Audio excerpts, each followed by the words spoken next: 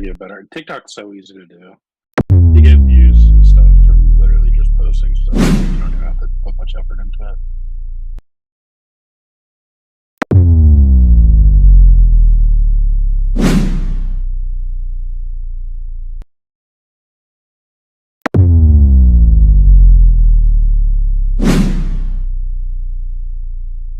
Yes, sir.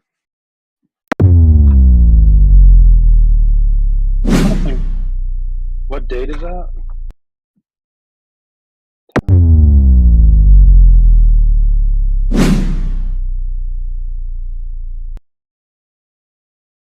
I'm either going to North Carolina the 12th or the 17th.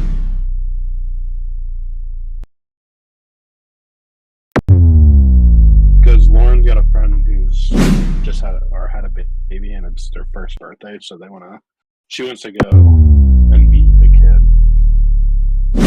And she asked if I wanted to go, and I was like, not really. But if I have to.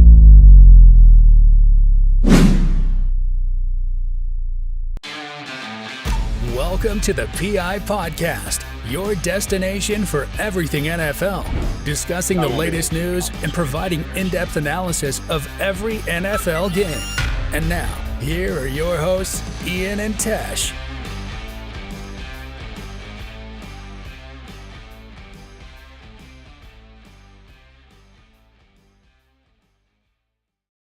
No idea.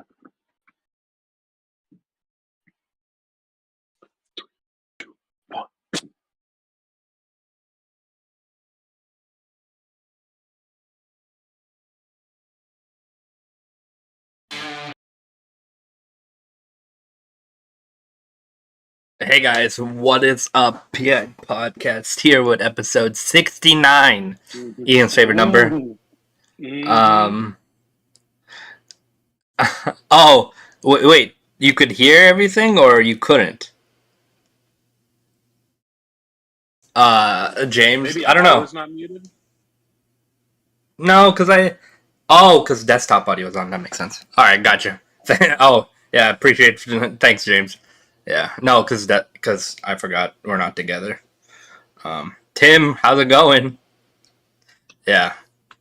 Okay. But yeah, we got a big podcast today. Big trade deadline news. Big transactions. Big everything. Week 9 tomorrow. We got lots to talk about. All right. So let's just start off with the big news. All right. Bradley Chubb traded to the Miami Dolphins for a first-round pick. It's crazy. The Dolphins are taking a piece of the Rams, and they're starting to implement that.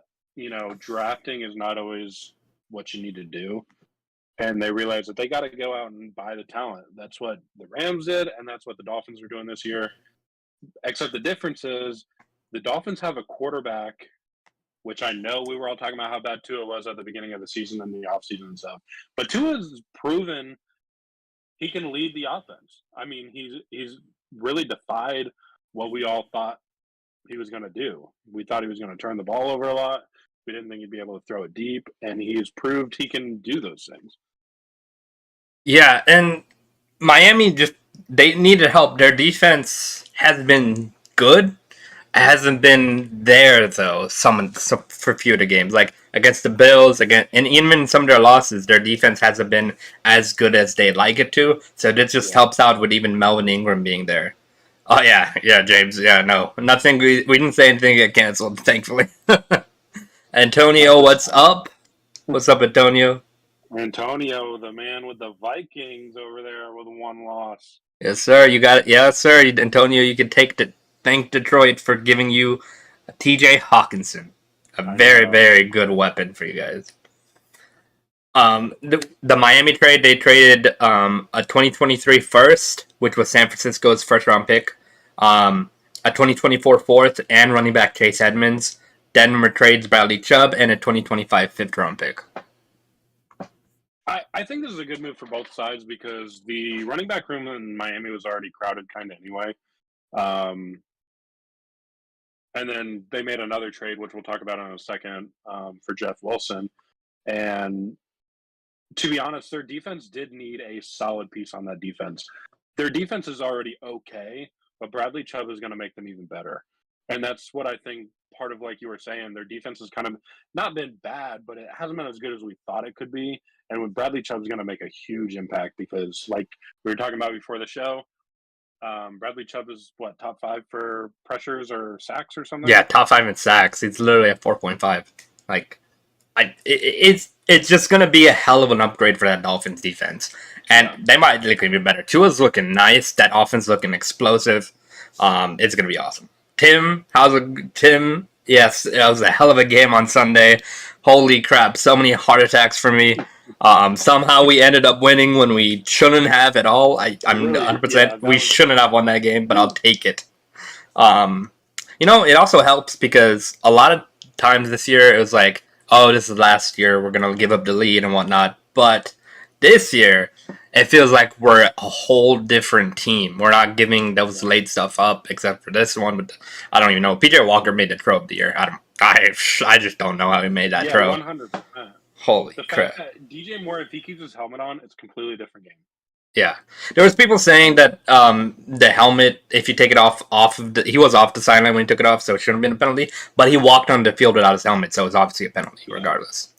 And if you look at the still images, he was already, like, off when he was, like, 2 steps out of bounds, which means he had to have been taking it off when he was on the field. Like, he started to take it off while he was in the end zone. So, I mean, that's the call.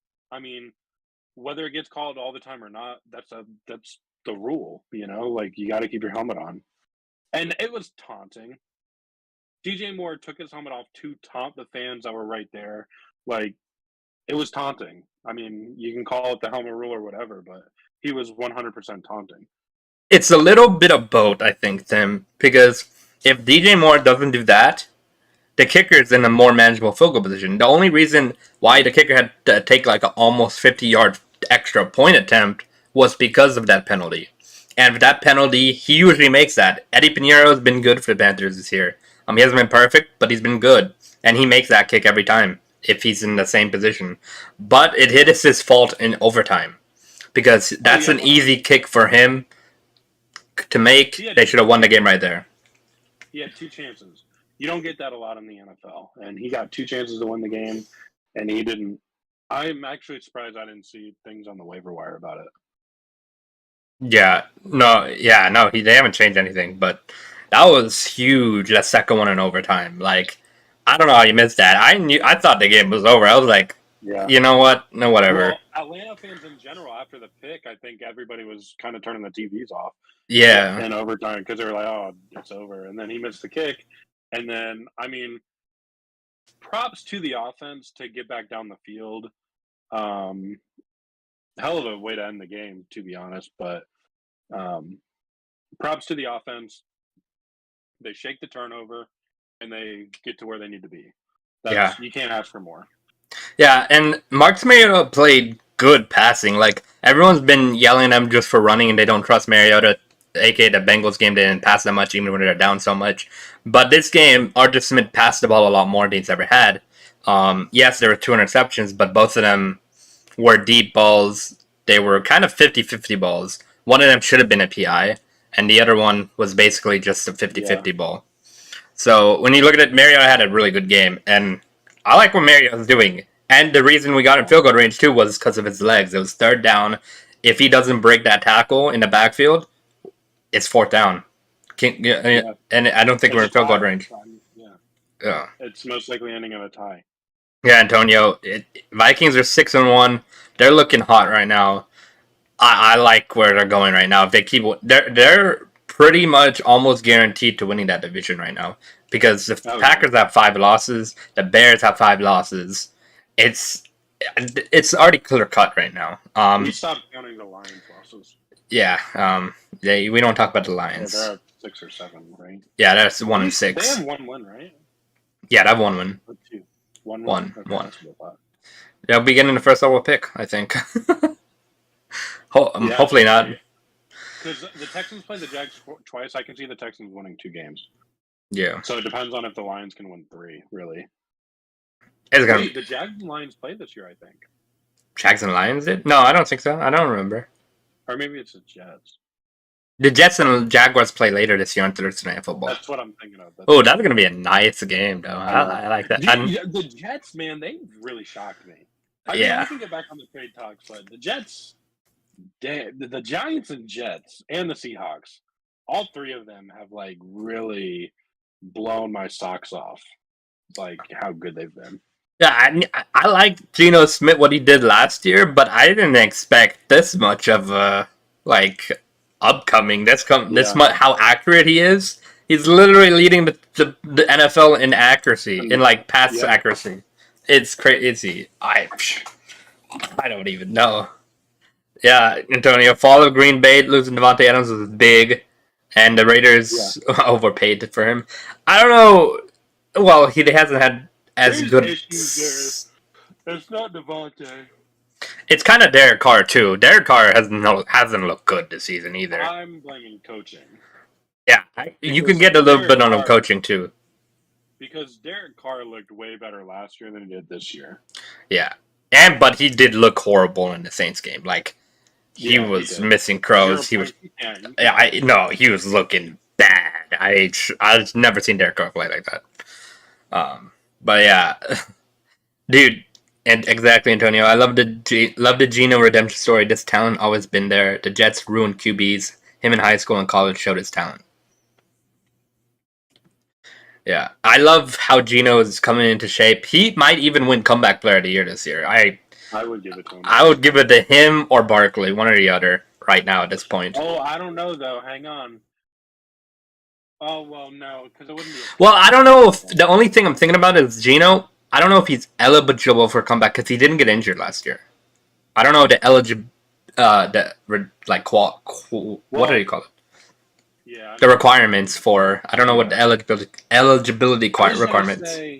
I was gonna say Travis Etienne even, but I don't know if you can do it from being injured your rookie year. But his 150-yard rushing game last week against a good Denver defense. That Denver defense is good. Yeah. Well, it was with Bradley Chubb, but who knows what they're going to look like now on defense. I think they'll still be good. I think it'll be the same. But, yeah. But their offense came alive. I mean, that's one good thing for the Broncos. Their offense looked good. I mean, looked better. It was a slow start for them, but they finally look like a team. Letting Russell Wilson do what he does best, slinging it, Yeah, and they just got to keep that momentum going. They got to keep that consistency. That's the problem. Yeah. They can't just have a good first drive, going 10 for 10, Russell Wilson did, that first drive in the game, and then be stagnant all the way up until the fourth quarter. I mean, that's not going to work in a lot of other games. Especially in that division. Yeah. So, before we get back to the trades, the Colts, they relieved Marcus Brady, the offensive coordinator. They fired him. It was... I don't think it was the main problem. It was the problem. The offense was the problem, but I don't think that's the guy that was the main problem. That's the main problem. I think it's Frank Reich. He knows how to play against good teams. That's why he beat the Chiefs and the Patriots last year when they were kind of on a groove a little bit last year. And he beat some other good teams last year. He knows how to play good teams, and that's one thing that I liked about him. He knows how to play against very, very good juggernaut teams and win against them. But at the end of the day, he went with Carson Wentz, Phillip Rivers. He got Phillip Rivers to the playoffs. They didn't win the playoffs. Carson Wentz, you know what happened with that. And then he finally benches Matt Ryan, who you pay all this money to just to have him bench for the rest of the year. I know he had so many turnovers. He had so many fumbles. But at the end of the day, when you looked at the game with Sam Ehlinger, they had the same problems, turnovers. So I don't think it was a quarterback thing. Yes, he did turn it over, but I think it's a whole team thing, not a quarterback thing. I agree. And I've just lost all respect for Frank Reich, because if he's just gonna throw all his quarterbacks under the bus because of something he's doing, then there's no reason he should be the coach of the Indianapolis Colts. You gotta own up eventually. You gotta own up to it. Accountability needs to be there, and I think it will be because Jim Irsay, the Colts owner, he's very vocal about throwing people under the bus, and I think if they don't turn it around somehow, especially with the division kind of getting out of reach with the Titans doing as good as they have been, I think Jim Irsay is going to end up making some statements about Frank. Mm-hmm. He did it last year. I mean, not to Frank, but he threw Carson under the bus right away. I think 2 weeks ago, he threw Matt Ryan under the bus, if I'm not mistaken. We had plans for the deep ball, but it didn't get there. Like, Yeah. You don't say that about your quarterback. Like, It didn't get there because of the offensive line. That's like, yeah. Okay, but I mean, and look, you got to look at the last game too. Sam Ehlinger, yeah, if you look at the yards, that was all in the fourth quarter. Up until that point, he only had 54 yards passing. That is not working either. And I just lost hope in this Colts team. That Colts team, they're not going to go anywhere. You have last year the best running back in football, who's not even getting any touches. Yeah, and he's getting injured again, and he hasn't looking like he was last year. So yeah. I don't even know at that point. Your running game's not working. Your offensive line's so bad you can't even work in the passing game. Now Sam Ehlinger, I've seen a lot of Colts fans say Sam Ehlinger, oh, he's finally ready. He played so good, but it's going to be a problem. That offense was struggling that whole game. I mean, they were struggling, and they're going to continue to struggle. Elite said, Ian, you in the closet? I am. I'll come out when I'm ready. Whoa. Whoa. I forgot to say Happy Halloween. I was Michael Myers for Halloween. I worked, so I was an employee. Oh, okay. I didn't get any candy, though. Damn.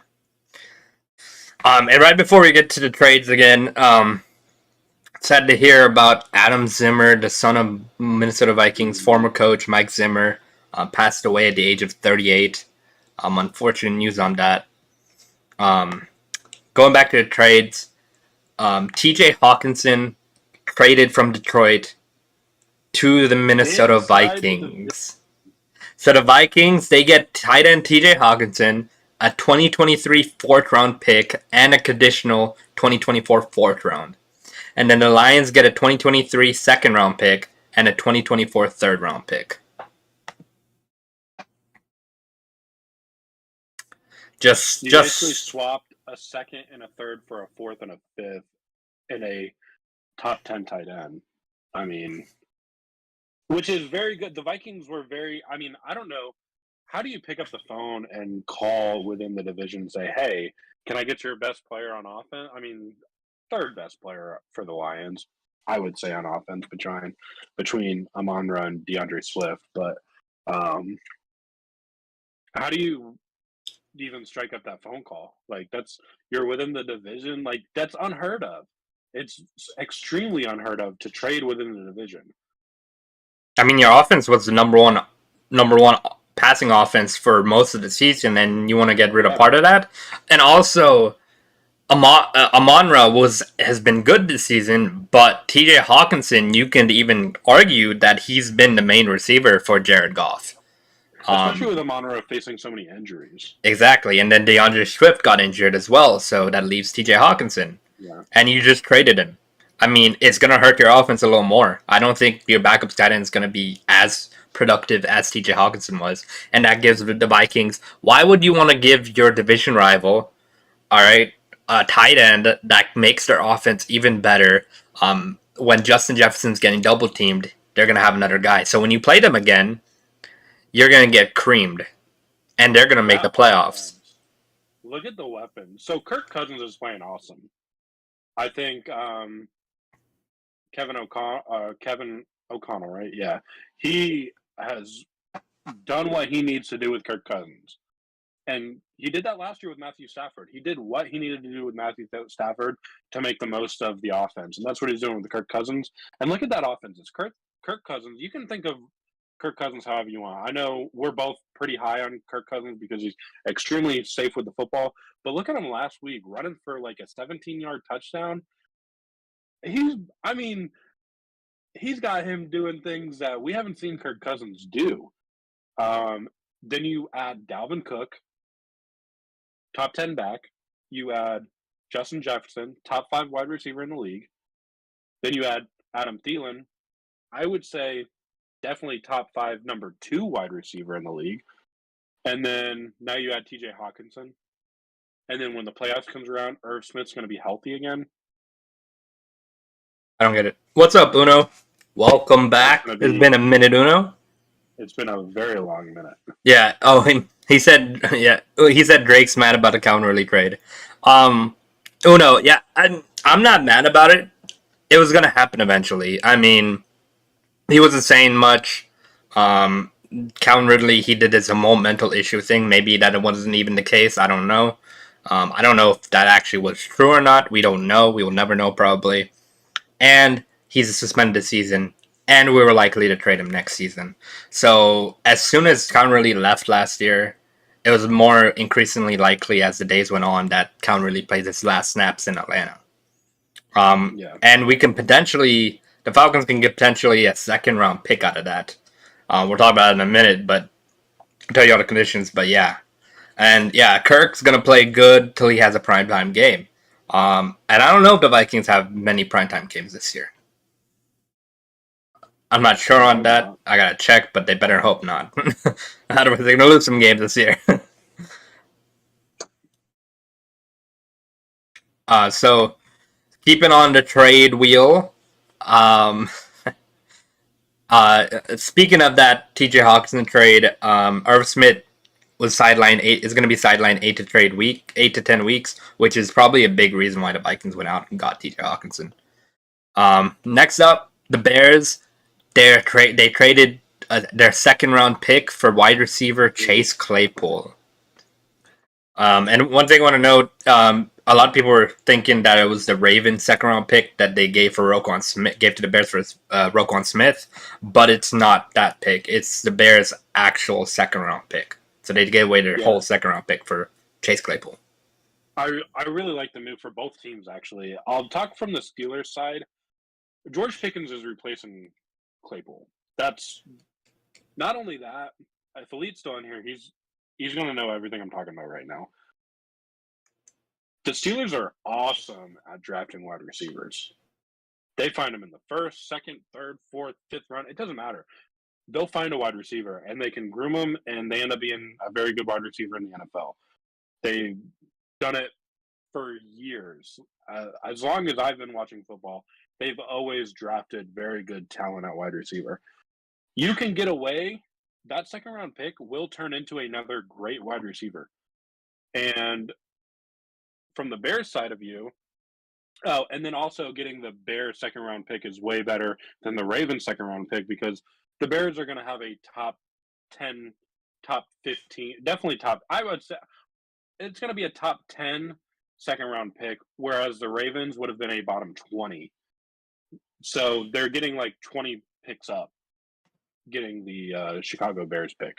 From the Chicago side, though, they finally get a legit weapon for Justin Fields. And that's something we haven't been able to see much of is Justin Fields passing the ball. I don't know if it's because they're afraid to let Justin Fields throw the ball or if it's because they just know they don't have the weapons at wide receiver. And I think them grabbing Chase Claypool proves that they're going to start throwing the ball a lot. At least more. Yeah, with the Bears, this is a good pickup for them. They needed wide receiver help, and they're going to get it. Chase Claypool is a good receiver. To your point, Justin Fields, last few weeks, they have him throwing the football more, and he's looked a lot better. Like, his decision-making is a lot better. If it weren't for that fumble by David Montgomery, I think they would have gone down the field and made it a one-possession game in Dallas. So who knows where it went from there. Maybe Dallas still wins anyways, probably. But the last few weeks, Justin Fields has been showing, like, he's improving. And I really love what I'm getting from Justin Fields. He can scramble when he needs to. He can throw on a run. He's making accurate decisions, which is the main thing that they wanted him to improve upon. And now he gets Chase Claypool with Darnell Mooney. And then you got a Quantum St. Brown who he likes as well. So now you're going to have weapons at your disposal. And I'm really interested to see how that Chicago offense looks like with Claypool. Me as well. I I think it'll look better. I don't think Chase Claypool is a top 5, top 10 wide receiver in the league, but he's better than what they've got. I think Darnell Mooney has been serviceable, but I think Chase Claypool is going to open up Darnell Mooney, and it's also going to create mismatches around the offense. They have to stack the box against Montgomery, Justin Fields, and Khalil Herbert. So this should open up everything. It should help the run game, should help the pass game. I like the trade for both teams. Both teams won in this. Yeah, Antonio Brown was a 6th-round pick. So the Steelers, they know how to draft. And I honestly, the Steelers, they have George Pickens. I mean, Ian said it. He's their new Chase Claypool. They didn't need Chase Claypool anymore. They're good at drafting receivers. There's some problems with the Steelers right now. We'll probably talk about it in a little bit. But this trade was good for both. Steelers, you need to get rid of him, was ready to move on. And the Bears really needed a wide receiver. And I think we heard about it. The Roquan Smith was traded to the Baltimore Ravens in exchange for linebacker AJ Klein, and some draft picks. This is good for the Ravens. It's good for the Bears too, because here's the thing: the Bears have the most cap space for next year. They're loading up on draft picks. They're going to be able to spend a lot of money, and they're going to be able to draft a lot of talent. And I mean, that's a good combo because you can draft players high. You don't have to start them because you can pay veterans to teach them. I mean, it might not be a win now year next year, but you're going to have a lot of new faces on the field next year for the Chicago Bears. It's going to be a completely different team. You're going to have money to invest in the O-line, and then you're going to have draft picks to invest in defense and wide receiver help, which I still think they need wide receiver help. Yeah, Fields his old line's not very good this year, or not even last year. He was getting hit so much last year when he did start. He's starting to progress as a passing quarterback right now, even before Chase Claypool. If you've seen the last few weeks of the Bears games, he's been throwing the ball very accurately. He's been throwing the ball like they wanted him to be. The Bears organization, they're getting glimpses of what he can be, and his upside is there. His upside is so far up there. That's what I love about him. So with that Chase Claypool, it's going to open up the offense. Ian said it's going to be such a big improvement for that Bears offense. So with the trade of Chase Edmonds to the Broncos, 49ers traded Jeff Wilson to the Dolphins for a 2023 5th-round pick. So they basically replaced Chase Edmonds with Jeff Wilson, who's been good for the 49ers, was their leading rusher this year. So take what you will with that. This is great for Jeff Wilson. I think he's going to be the starting back. I think he wins it out. I think Jeff Wilson's been very productive this year.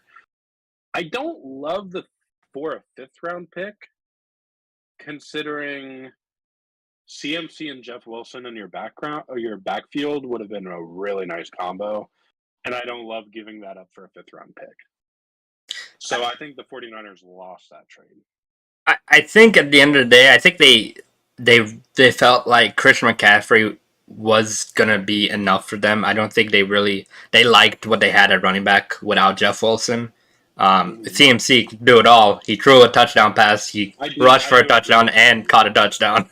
But my issue is he's been healthy this year.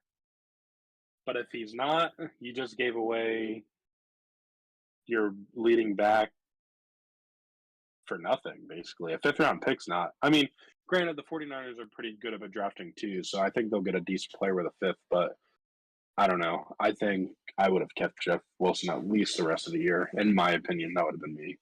I think I did see some rumors that Jeff Wilson, as soon as he got demoted because of Christian McCaffrey, he wanted out of San Francisco as well. So that might have played a little bit into that. The Texans, the Texans were listening to the Brandon Cooks offers, nothing got done, and the Saints were listening to Kamara offers, nothing got done on that front either. Okay, so another big trade just for us in general. Literally, the Falcons traded Calvin Ridley to the Jacksonville Jaguars. Jaguars get Calvin Ridley, and the Falcons get a 2023 fifth-round pick and a conditional 2024 fourth-round that can rise on these conditions. It stays as a 4 if Calvin Ridley's on a roster. It goes to a third-round pick if Ridley reaches certain incentives, and it becomes a second-round pick if the Jaguars sign Ridley to a contract extension. So what I think we should do here, we should both, from our perspectives, talk about why this was a good trade for our teams. I'll let you go first. Why was this good for the Falcons? At the end of the day, we knew Calvin Ridley wasn't going to be here. We knew he probably wasn't going to step on the field for the Falcons again. And he may have... It was only a matter of time. And next year, if Calvin Ridley was still on our team, good chance he asked for a trade. And where is his value at that point? Maybe even lower than what it is now. Because he still hasn't played 1 year later. Yeah, exactly. And with that, we just needed to get something out of it. And a second-round pick for a very good receiver, potentially, is very good. And also getting a fifth-round pick. We're getting more draft picks. We have 9 total draft picks next year in 2023 for the Falcons. So there's going to be a lot of things we can do next year in the draft. And with the cap space, saved us with the cap space for a little bit more money. So now total, if you look at it with some cuts and whatnot, $90 million in free agency cap space next year for the Falcons. Yeah, so the Jags, obviously, this was a play out of left field. Nobody expected Calvin Ridley to get traded right then. We knew Calvin Ridley would get traded eventually, but we didn't think it was going to be this year. The Jaguars knew they had to need a number one wide receiver. We need a number one guy. Calvin Ridley, while he will not play this year, it doesn't do anything for us this year. Trevor's got a lockdown target next year. And this pretty much goes to show that Marvin Jones will not be on the team next year. It's going to be it's going to be Calvin Ridley, Christian Kirk, Zay Jones, and then probably Jamal Agnew or a draft pick or something. But it's extremely high reward, low risk. Because if it doesn't work out, we don't lose much. However, if it does work out, granted we lose a second-round pick, but we got a number one receiver. So you're not going to find a Calvin Ridley in the draft in the second round next year, especially the Jaguars. The Jaguars just don't draft very well. Teams have to get on board with sometimes you can't draft guys in the second, third, fourth round because they're not going to start. You're going to miss. I think the Dolphins have realized that. The Rams realized that a long time ago, which is why they don't draft anymore. They sell their draft picks for players instantly. And that's what the Jaguars are doing. They got a solid weapon for Trevor now. It gives a fresh start for Calvin Ridley, which he needed. Like you were talking about, he probably wasn't going to step foot on the Falcons again. So it's extremely good for both sides that this deal got done. And it's got a huge ceiling for the Falcons, and it's got a huge ceiling for the Jaguars. Very low floor for both teams because, like he said, he probably wasn't going to play for the Falcons again anyway. Getting anything for Calvin Ridley was going to be awesome.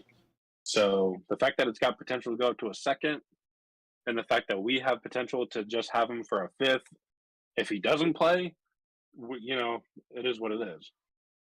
Yeah, one thing I was thinking about when after this trade happened, I've seen a lot of Jaguar fans hounding them to trade for a number one receiver, right?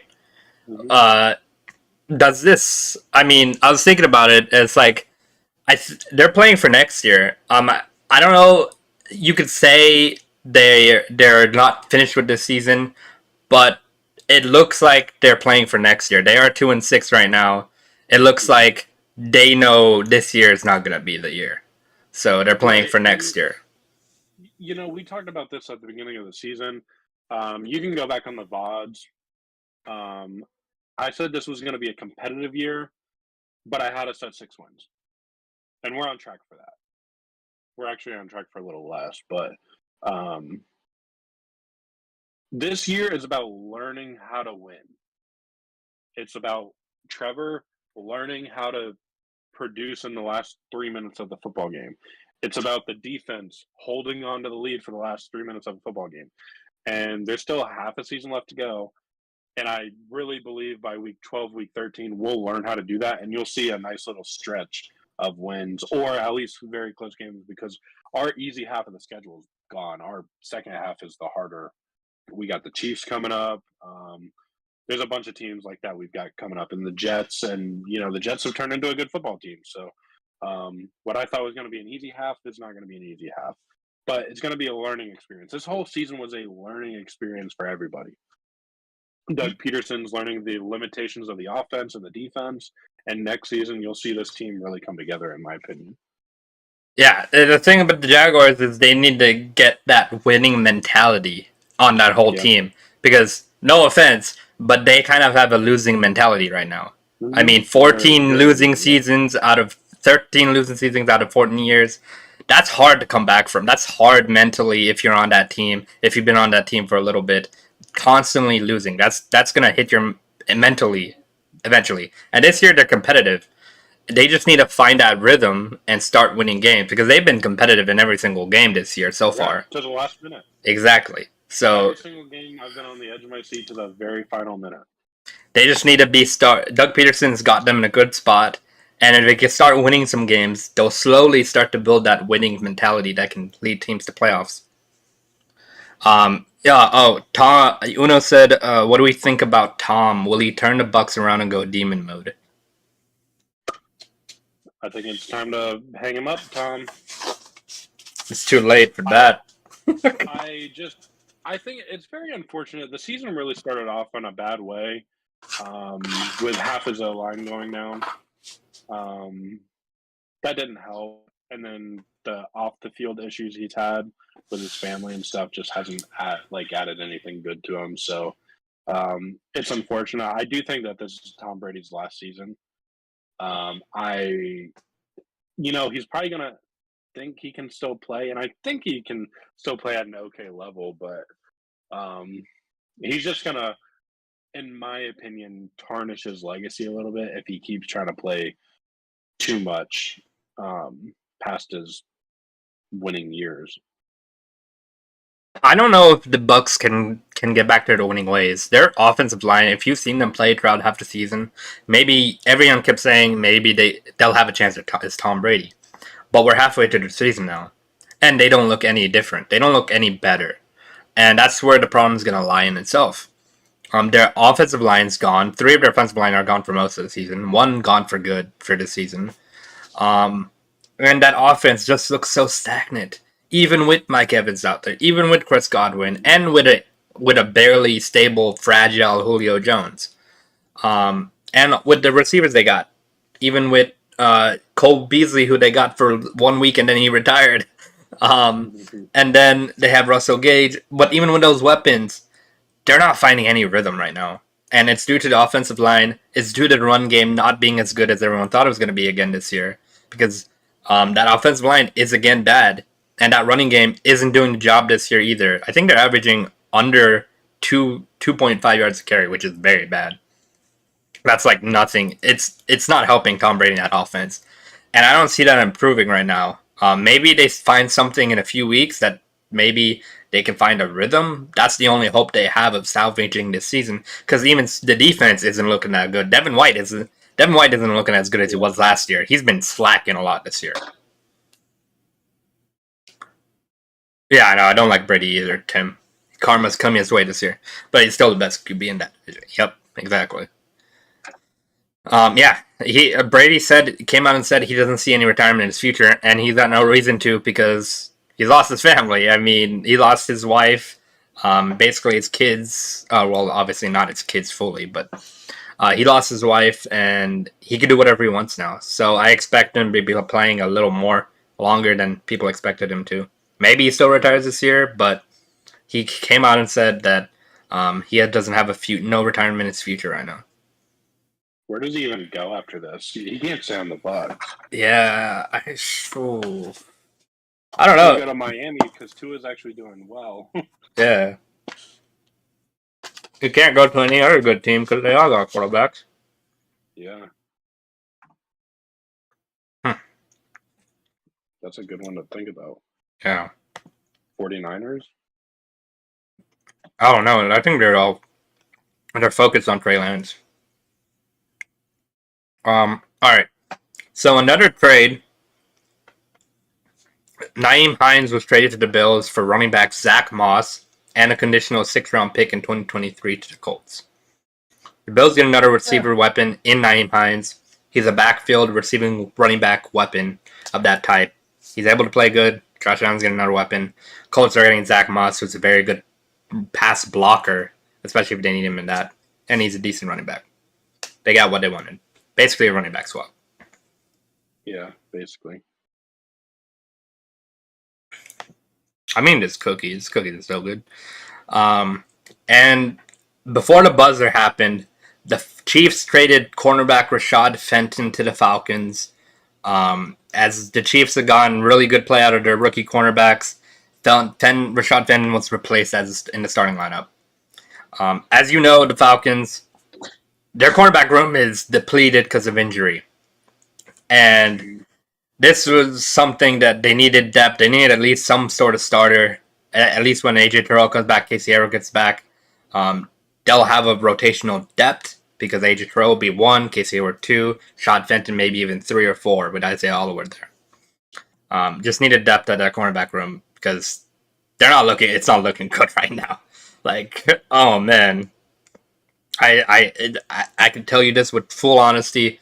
I miss Casey Hayward because we've been allowing 40-plus yard touchdowns the last 2 weeks. I think 2 last week and then another one this week with that 60-yard bomb.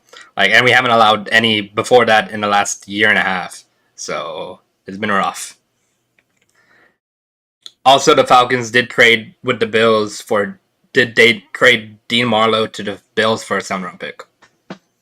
So, Which yeah. I think everybody was kind of happy after the DJ Moore catch that Yeah, he left. Yeah, he was the one that gave that up. But I think they said the only thing is he was playing. He's playing decent in that game. He was making some brass breakups and stuff in that game. But that's the dagger. Hail Mary. If you literally give up that, I just don't get it. You can't give up a Hail Mary and keep your job. Yeah, no. That doesn't make any sense. Uno said at 200 subs, you guys have to hit a gritty. Okay. Alright, Ian will do it. Other big news from the Bills, they activated Tre'Davious White from the PUP today. Yeah, that's huge for them. Their cornerbacks have been playing well, but even with Tre'Davious White out there, he's going to make the push to the playoffs.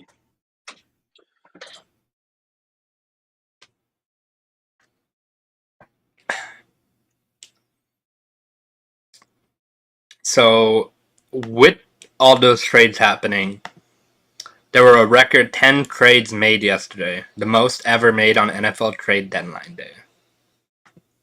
Yeah. And stuff is crazy. The Steelers were part of 3 of them. Yeah. Nothing too splashy. I kind of wanted a pass rusher, but it is what it is. I'll play for next season.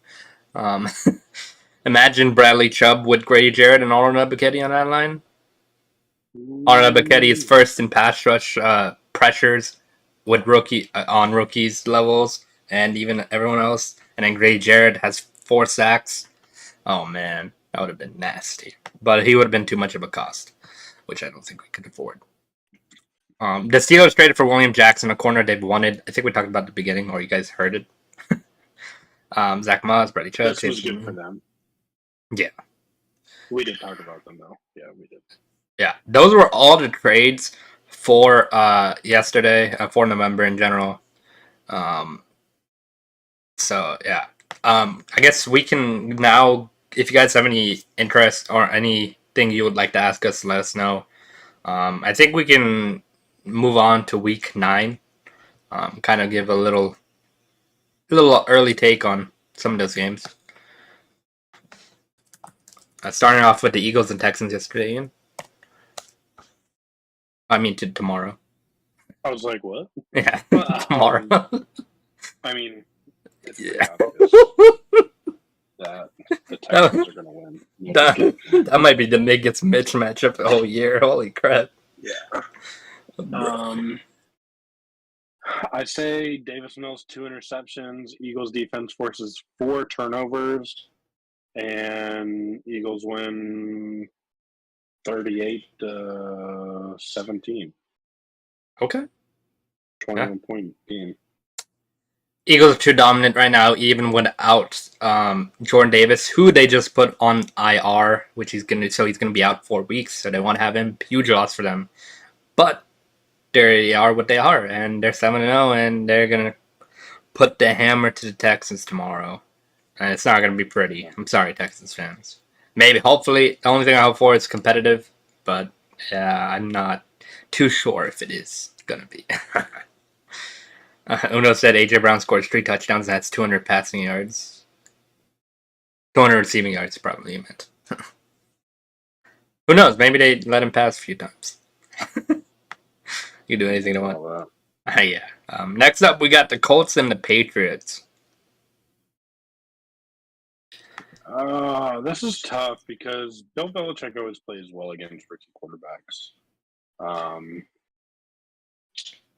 And the Colts need a spring-up game. I don't know. If the Patriots would have lost to the Jets last week, I would have had the Colts winning this, but I think the Patriots win this one. Yeah, it's tough because, like I said earlier, Frank Reich, he knows how to play against good teams. And the Patriots are, whether you like it or not, they're a good team. They're not like any juggernaut, but they're a good team. And Frank Reich knows how to beat these teams. I'm going with the Patriots. I love what they're doing with that defense. I love what they're doing. Mac Jones kind of looked like himself last week against the Jets, so I'm going with them. Does Zappy start? No, I think that was an experiment, Uno. You saw in that Bears game that he looked like a rookie quarterback at the end of the day. They were testing him out a little bit after Mac threw that pick, but it didn't work out for them regardless. So Mac Jones is the starter. Packers and Lions. The Lions actually have a shot at winning this one. Aaron Rodgers and that offense, non-existent. Even though the run game has been very good, they kind of exposed the Bills in the running game a little bit. I mean, it might have opened something that the Bills need to get fixed, because if someone looks at that like a running team like the Ravens, maybe they could exploit them. Or the Titans, exactly. They could exploit that. Ooh, that's a tough one. It is gonna go Green Bay here, though. I think, yeah, I agree. I think Aaron Rodgers rides the ship. He's gonna have a field day against the worst defense in the NFL. Not too much to say there. All right, next up we got Chargers and Falcons, which is more of a. So I'm gonna be unbiased here. I actually like the Falcons in this game because the Chargers' run defense is terrible. Not only is the Chargers' run defense terrible, they're probably going to be without Keenan Allen and Mike Williams. So that's huge as well. The only thing is going to be if they put the ball on the ground in Austin Eckler's hands, can the Falcons stop it? No Bosa either. No Bosa either, yeah. And Cordero Patterson is looking to come back this week. Yeah, I've got the Falcons on this one. Like I said, the Chargers just aren't very good against the run, and the Falcons are going to run it down their throats. What do you mean you hope the Bolts win, Tim? There's no way the Falcons are going to win this game. You know why? Mother fluffing Cordero Patterson, if he comes back, he's running all over that defense. And Marcus Mariota balling. Kyle Pitts going to get over 120 receiving yards, mark my words. Yeah. No, but honestly, this is a little tougher matchup because with our secondary depleted, Justin Herbert could have a field day against his defense. He could have a lot of passing yards, but he is without. Joshua Palmer has been very solid. Yeah. And on the other side, the Falcons have been third best rushing team in the NFL, and I see it continuing that way against the Chargers. Tim, Mariota has been really nice in the RPO game. He's making the perfect reads every time in the RPO. Yeah. And he's running it himself. Like, it's just opening up so much more with a mobile quarterback on that Falcons offense. All right. I'm going Falcons as well. I think we're going to win 31-24. I think it's going to be a close game, like you said, one-score game. Yeah. Next up, we got the Bills and the Jets. I like the Bills here. I'm going to go. My Bills, Dolphins, and Eagles are going to be my team to win, and the Chiefs are going to be. I'm going to pick them every week, even if they lose. Yeah, I got to go with the Bills here. Their offense is too much for people. I love what the Jets are doing, though. So I won't be surprised if they score under 20. And you got to remember, the Bills' defense is good. So Zach Wilson's not going to just. He's going to have to. The defense has been carrying the Jets. The offense has been slowly getting better, but that defense is going to be able to hold the little bit of offense the Jets have. And the Jets' defense will not be able to stop the Bills. Yeah, and Zach Wilson needs to get the ball to Elijah Moore a little bit more. Just saying. Just a little I'm surprised suggestion. he didn't get traded. Yeah, I know. He wanted to trade too. It's a little selfish on his part because they are 5-2 right now. But when you're getting not targeting targets, especially you get one target when Zach Wilson passes like 50 times, that's kind of rough.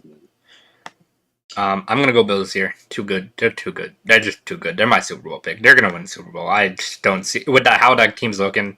I don't see them not winning the Super Bowl. I don't think there's any team that can beat them, even though the Dolphins did beat them. But I don't think there's any team that could beat them on a good day. That was with a completely depleted secondary, though. Yeah. They didn't have a single starter against Dolphins, and they still barely beat them. Yeah. Vikings and Commanders. Vikings easy. Taylor Heineke? Can he do it again with his connection with Scary Terry? No connection with Scary Terry is going to be good enough to stop him? You think he's going to have a connection with T.J. Hawkinson and Jay Jettis? You think the Vikings O-line is going to hold up with that D lineman? With the Commanders D line? Johnson Allen? Okay. Mm-hmm. I think it's going to be... Back, he might be back. I don't know if he's back this week. He just got activated. Yeah, so 21 days they can activate him. I don't know if he's going to be ready this week, though. But one thing I got to say, that Commanders D-line is so good. I love Jonathan Allen. Montez Sweat's a baller. They got Jamin Davis has been a stellar linebacker as well.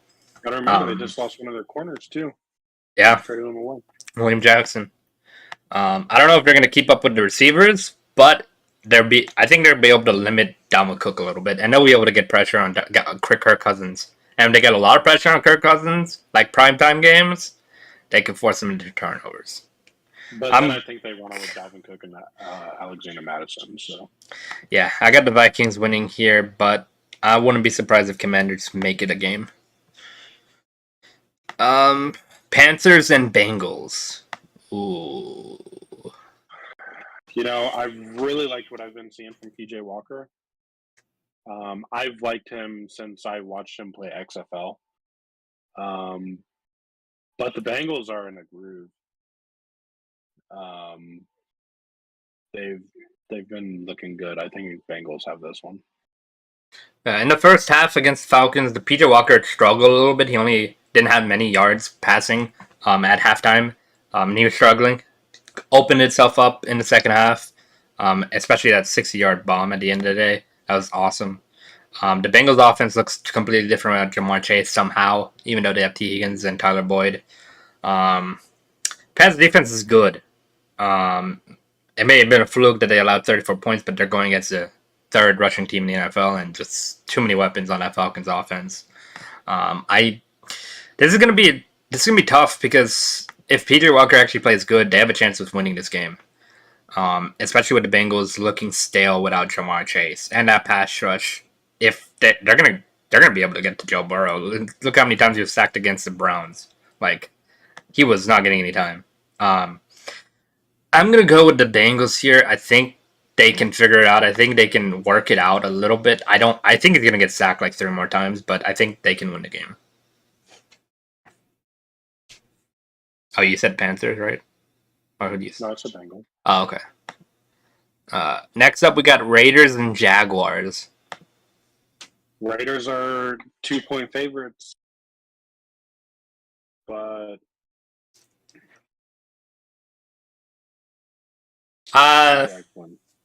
Okay. This one's a little tougher because just out of the way Derek Carr played last week. I mean, putting up 0 points with that. What? You have weapons. I mean, how do you get 0 points against the Saints? Look, their defense on paper was supposed to be good, but they're not this good. Especially with playtime half. They're not good. The Saints aren't a good team. Like, they're just garbage in general. But on another note, that's another point. This is gonna. If Derek Carr can get the offense rolling, he's gonna win this game. I'm gonna go to the Raiders with the hope that he gets some sort of connection with his receivers and Josh Jacobs. If he's able to run against the Jaguars, he's gonna open up everything. I think ETN is gonna run all over the Raiders, and I think that's gonna open up the passing game for Trevor. And I think he's gonna have a bounce back game. He has to. He hasn't looked good the past 2 weeks. And he needs to put the team on his back and prove to Duval County that he was the right number 1 overall pick. And a lot of people are doubting. Yeah, a lot of people are doubting. Yeah. All right. I was about to say something. I forgot though. Okay. Are you more not doubting or hoping more? No, I see a lot in him that I think is really good. And I think there's a couple things that he's messing up on. But what people don't understand, he didn't have a developmental rookie year like Mac Jones did.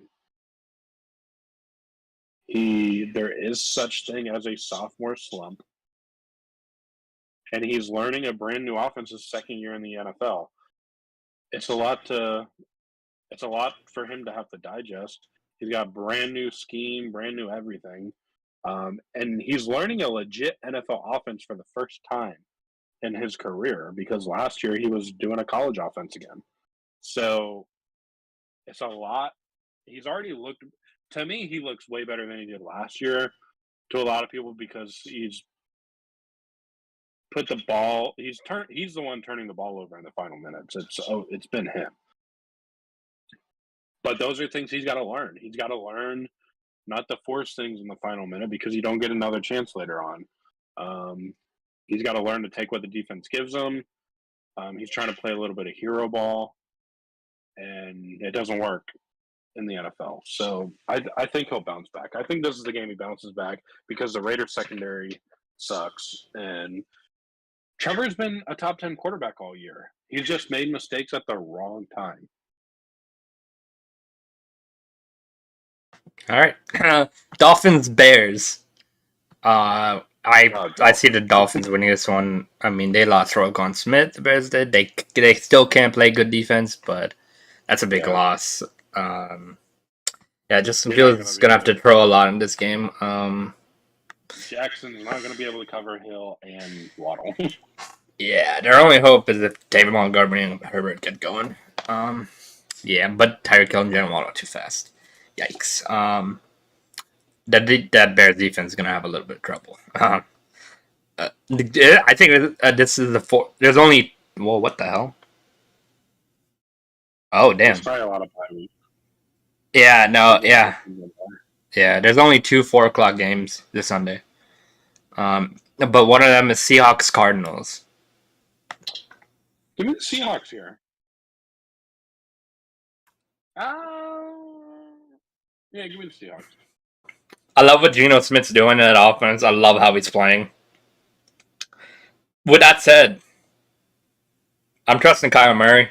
I'm taking the Cardinals here. I'm trusting him. Trusting him a little bit. Hopefully he's not playing the new COD this weekend, but that's probably not good. Weekend, dude. Yeah, and he's getting free double XP. God dang it. Oh, Tim, you're gonna be at the game? No, I got front row seats at the game on week 10 against the Panthers in Carolina. I'm going to that game too. I think we're gonna win again. Not gonna lie, I think it's gonna be a very different game than the one we had. I think AJ Terrell will be back by then. Casey Hayward's going to be back by then. I think it's going to be a whole different game. But yeah, no, I'm going to be there too, Tim. Just let me know what seats you're in. Maybe we'll meet up. Rams and Bucks. Ugh, yikes. Two struggling offenses, and Cooper Kupp's hurt. He'll play, but he's hurt. Give me the Rams. Oh, okay. Give me the Rams too. The Bucks is struggling, and I see them struggling even more, and it makes me happy every time they lose, because if they lose this week, they're going to be 2-6 record right now. We're tied with the Jags. They're going to be tied with Jags, and we're going to be 3 games ahead if we win against the Chargers. So yeah, I'll take the Rams here. All right, Sunday Night Football. I think it's going to be better. I don't think it's going to be a blowout this year. Or, well, last year wasn't a blowout. Titans, Chiefs, Sunday Night Football. I got the Chiefs. You know, I think the Titans are going to have a very big game, but dude, how do you stop the Chiefs? Exactly. And with that said, Patrick Mahomes has been balling. I don't know how you don't take the Chiefs, but I'm not taking the Chiefs. I'm taking the Titans. Right. Oh wait, don't they have Malik Willis? God damn it! I don't know if Malik Willis is starting this week too. Oh God. Okay, you know what? I'm gonna have to. You know what? Before Sunday, I might change my pick, but I'm sticking with Titans right now. On Sunday, I'll let you know if I change my pick. Well, they're gonna put all 11 players in the box. Yeah, I know. That's the problem. Yeah. Okay. You know what? But Derrick Henry just came off a big game, so 200+ yard game. Not that great. Yeah. Chiefs defense is not that good, so I think they're better than they were last year, but they're not that good. Yeah. So he'll run all over them. Yeah, I'm gonna have to switch to my Derrick Henry jersey Sunday night just so a little bit of luck. Yeah, you can't wear that to my house. I will. Don't worry. So. No, it's actually a really cool jersey. I love light blue. It just looks so cool. Yeah, light blue looks so cool. Last but not least, Monday Night Football, Ravens, Saints.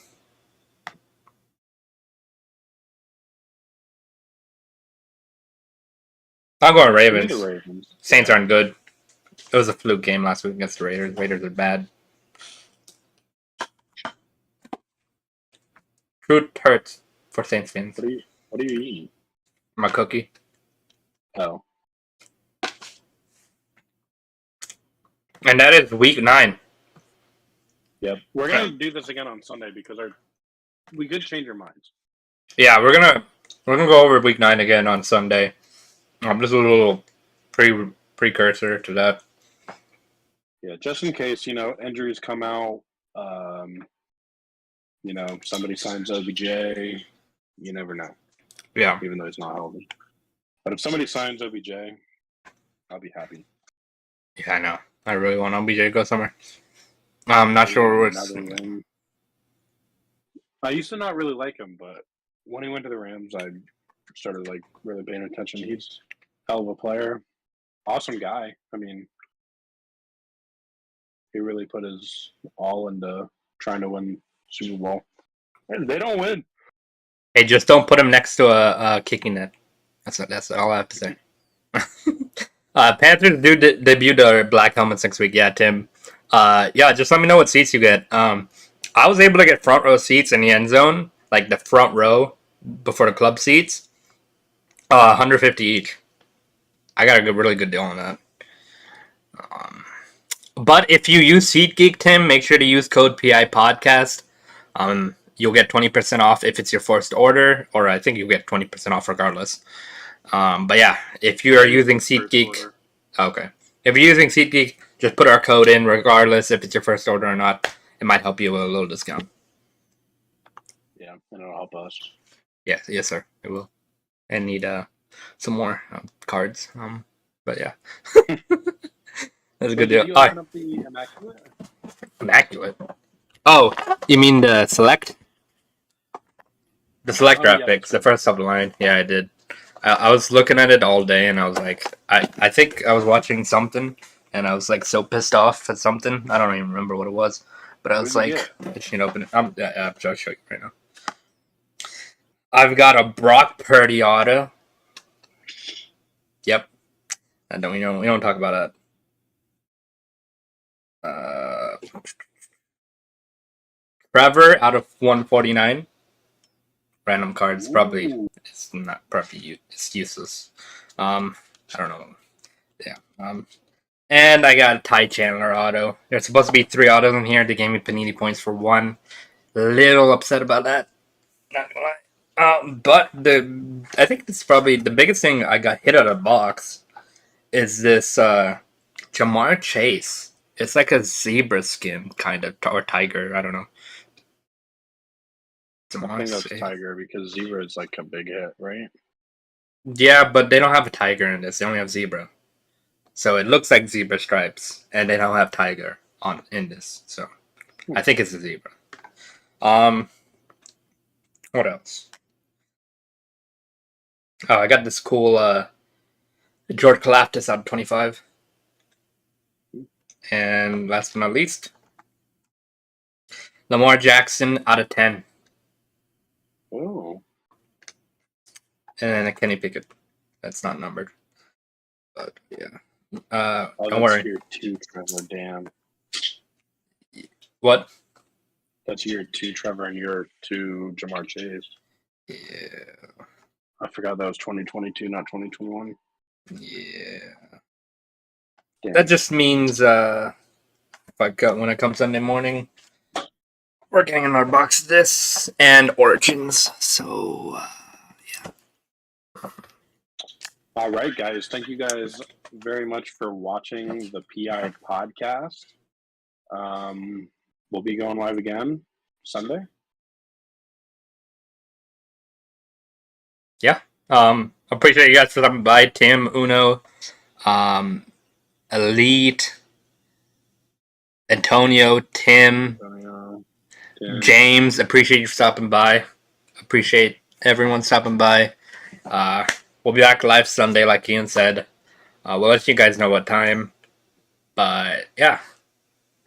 Hopefully you guys enjoy week 9 tomorrow, Thursday Night Football. And we'll see you guys in the next one. Peace.